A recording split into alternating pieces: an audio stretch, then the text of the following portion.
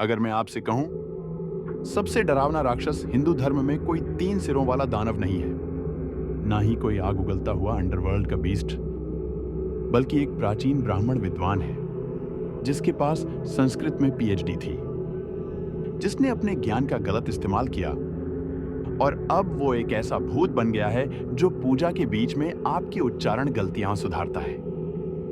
स्वागत है आपका मिस्ट्री मैनर में, जहां तर्क मिलते हैं परंपरा से और कभी-कभी भूत भी आते हैं किताबों के साथ। सेगमेंट 1, ब्रह्मा राक्षस क्या है? आइए शुरुआत करते हैं बेसिक्स से। जब मिलते हैं दिमाग प्लस काला जादू प्लस बुरा कर्म हास, तो बनता है ब्रह्मा राक्षस। शब्दशः अर्थ ब्रह्मा अश विद्वान ब्राह्मण, राक्षस सच दानव, मतलब एक ऐसा विद्वान जो गलत रास्ते पर चला गया और अब आत्मा भी नहीं बची, सिर्फ संस्कृत में भड़कता हुआ गुस्सा। गरुड़ पुराण, ब्रह्मा पुराण जैसे ग्रंथों में लिखा है, जब कोई ब्राह्मण अपने ज्ञान का दुरुपयोग करता है, जैसे कि काला जादू, झूठे यज्ञ या अहंकार, तो उसका अगला जन्म पपीता या तोता नहीं होता, वो बन जाता है ब्रह्मा राक्षस। एक ऐसा भूत जो आत्मज्ञान और अनंत क्रोध के बीच अटका होता है। कल्पना करो, तुम्हारा कॉलेज प्रोफेसर अब हवा में उड़ता है, रात को चमकता है और उल्टे मंत्र चिल्लाता है।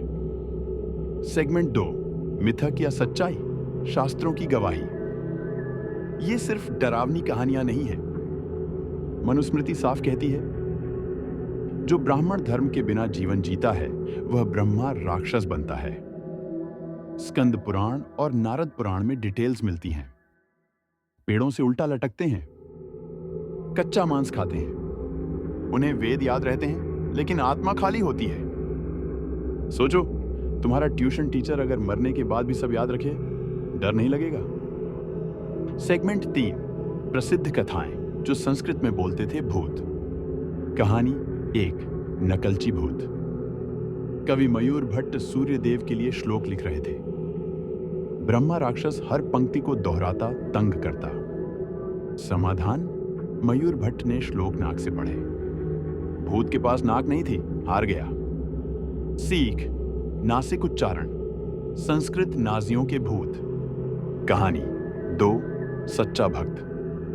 नमपाड़ुवन नाम का एक भक्त तमिलनाडु में जाता है। रास्ते में ब्रह्मा राक्षस मिलता है। राक्षस, भाई भूखा हूं, खा जाऊंगा। भक्त, पहले भजन गाने दो, फिर वापस आऊंगा। अगले दिन लौट आता है। भूत भावुक हो जाता है और मोक्ष पा लेता है। अब सोचो, क्या आप भी वापस आते या कहते, सॉरी भैया, नेटफ्लिक्स का नया सीजन आ गया है। सेगमेंट 4, असली जगह जहां ब्रह्मा राक्षस आज भी हैं। सिर्फ कथा नहीं, आज भी ऐसे मंदिर हैं। थिरुन्नक्कारा मंदिर, केरल। एक महिला ब्रह्मा राक्षसी के लिए अलग मंदिर। माना जाता है ये एक पुजारी की पत्नी की आत्मा है। श्रृंगेरी, कर्नाटक।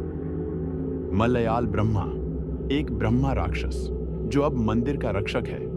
उसे हर दिन दही चावल चढ़ाया जाता है। हाँ, दानवों का भी कंफर्ट फूड होता है।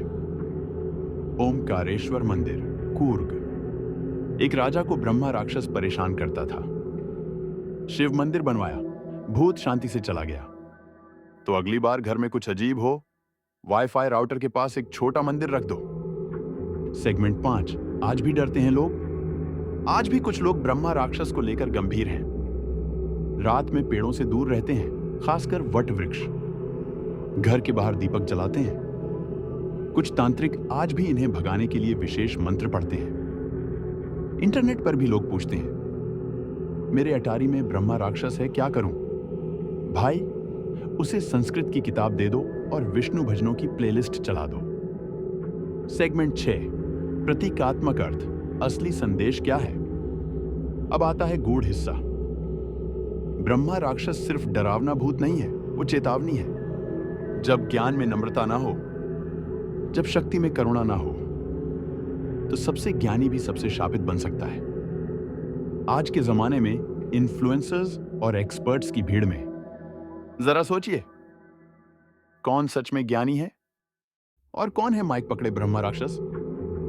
तो अगली बार किसी वट वृक्ष के नीचे टिमटिमाता दिया दिखे, हंसना मत, मजाक मत बनाना, और तो और वहां जाकर यूं ही मंत्र मत पढ़ना। कहीं कोई संस्कृत सुधारक ब्रह्मा राक्षस जाग गया तो पहले तुम्हारा उच्चारण सुधारेगा, फिर शायद एक बाइट भी ले ले। यह था मिस्ट्री मैनर, जहां हम खुदाई करते हैं, सिर्फ तथ्यों की नहीं, कब्रों की भी। लाइक करो, शेयर करो, सब्सक्राइब करो, वरना राक्षस तुम्हारा ब्राउजिंग हिस्ट्री वेदों की संस्कृत में पढ़ देगा।